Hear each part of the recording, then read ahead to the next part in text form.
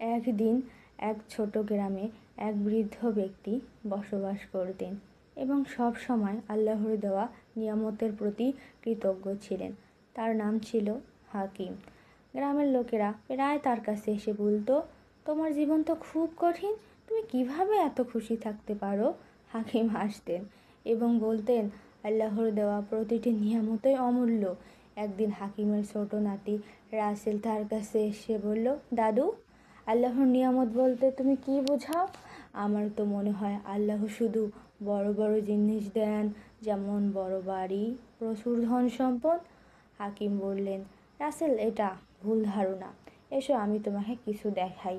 তিনি রাসেলকে একটি গ্লাসে পানি পান করালো এবং বলল, দাদু, এটা তো শুধু পানি। হাকিম হেসে বললেন, তাহলে একবার কল্পনা করো, যদি আল্লাহ তোমাকে পানি না দিতেন তুমি কিভাবে বেঁচে থাকতে?